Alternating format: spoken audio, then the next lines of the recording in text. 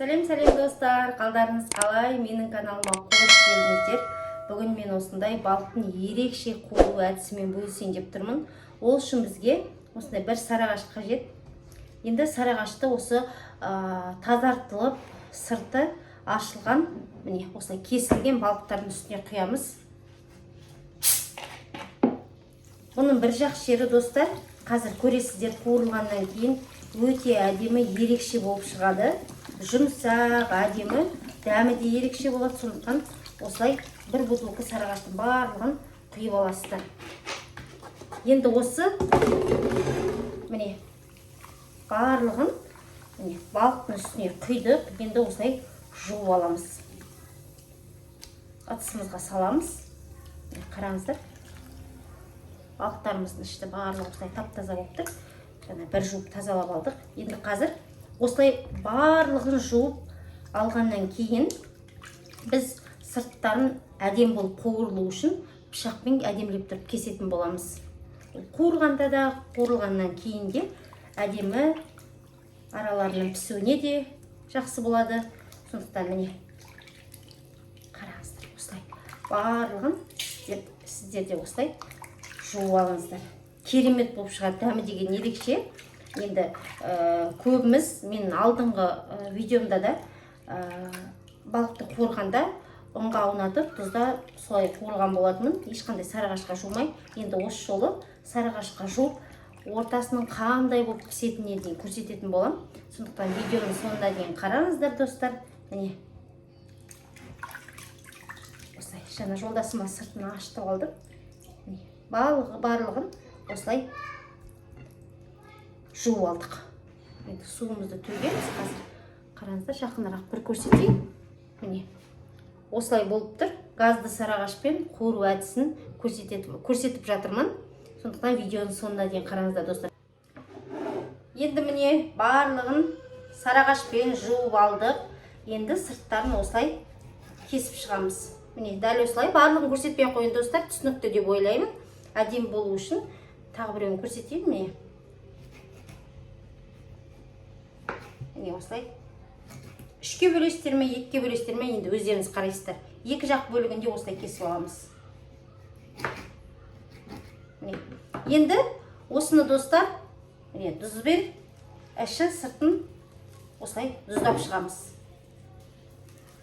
Барлығын.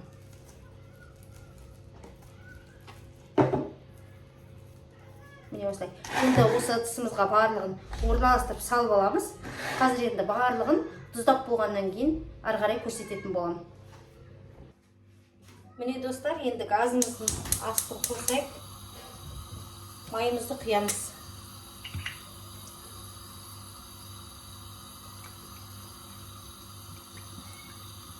Міне майымызды құйып аламыз. Қазір енді майымыз қызғаннан кейін балығымызды ұнға малып бірден қуыра беретін боламыз. Енді сарыағашпен жуылған балықтың дәмін қазір сіздермен бірге көретін боламын. Осы май жеткілікті бізге. Қазір енді майымыз ыссын, сосын пісіруді бастаймыз. Міне достар, өздеріңіз көріп тұрғандай майымызды қойдық. Майымыз да қызып қалды. Міне балығымыз тұздалған, дайын болып тұр. Енді біз ыдысымызға осылай ұнымызды салып алдық. Енді осы ұнға осылай балықтарымыздың барлығын аунатып майымызға пісіріп аламыз. Дәмі өте керемет шығады. Себебі жұмсақ, әдемі. Қазір пісіргенде де көретін боласыздар. Өйткені себебі біз сарыағашқа жудық барлығын.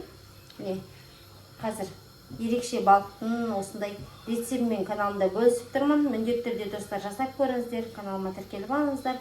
Міне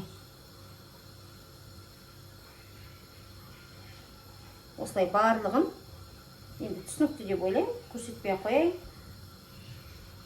Осылай барлығын қазір қуырып алатын боламыз. Балықтарымыздың барлығын осылай ұнға аунатып алдық. Енді қуыруды бастаймыз. Ал енді бісміллә деп қуыруды бастаймыз.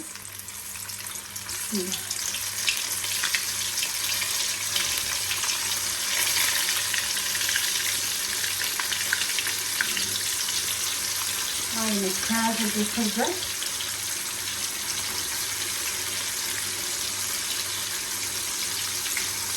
Өте ерекше шығады.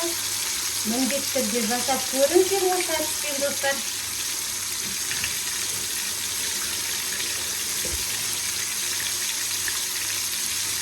Енді қазір қанышқының көкегімен ортаға қарай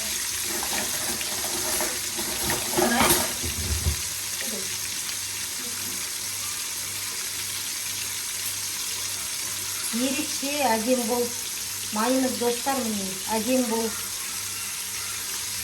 қызып тұр екен. Енді осыған балығымызды салдық. Қараңыздар, әдемі болып қуырылып жатыр. Асып қойдым астын. Өте балығымыз күйіп кетпесін деп. Міне осылай қуырып жатырмыз. Осы әдіспен міндетті түрде жасап көріңіздер. Керемет шығады енді.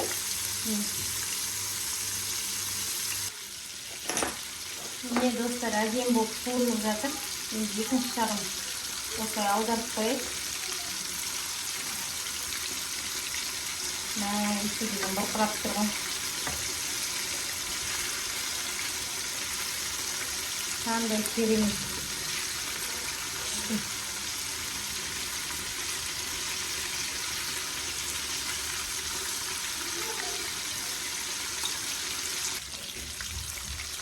Міне балықтарымыз әдемі болып қуырылып жатыр, қызарып тұр, қараңыздар. Жақынырақ бір көрсетейін. Осындай әдемі болып пісіп жатыр.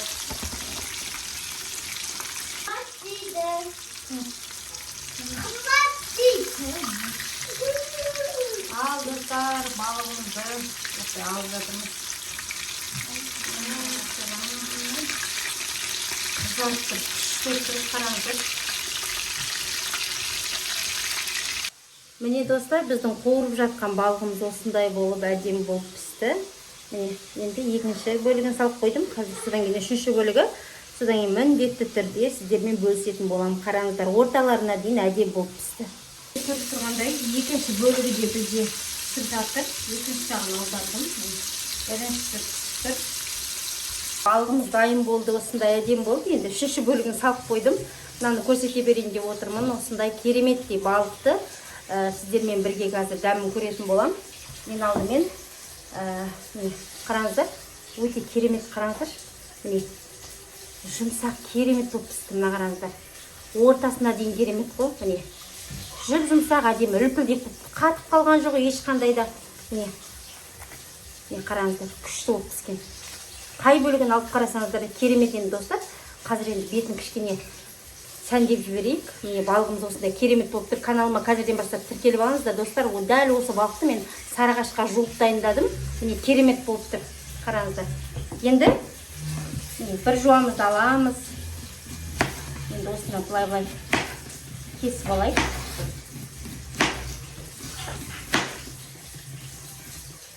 Әдемілеп тұрып сәндеп алайық. Өзі қай тамақты да керемет беріліп істесең тәтті болады ғой, әдемі махаббатпен жасау керек тамақты. Мен өзі көбінесе ас бөлмеде өтеді уақытымды көбісі. Таңертең тұрғаннан түскі асқа бір нәрсе істейін деймін, одан шайына бір нәрсе дайындайын деймін. Әйтеуір түрлендіріп, әртүрлі қылып жасап отырамын. Қолым тиіп жатқанда сол дүниелерді каналыма салып жатам.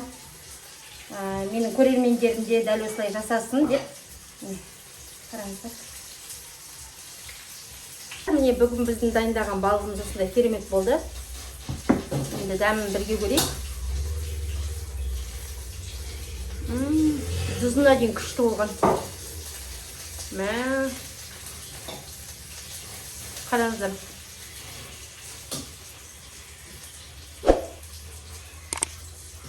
Қай бөлігін алып қарасаңыздар да не? Керемет болып пісті. Каналға достар, қазірден бастап тіркеліп алыңыздар. Өте кереметті рецептпен бөлістім.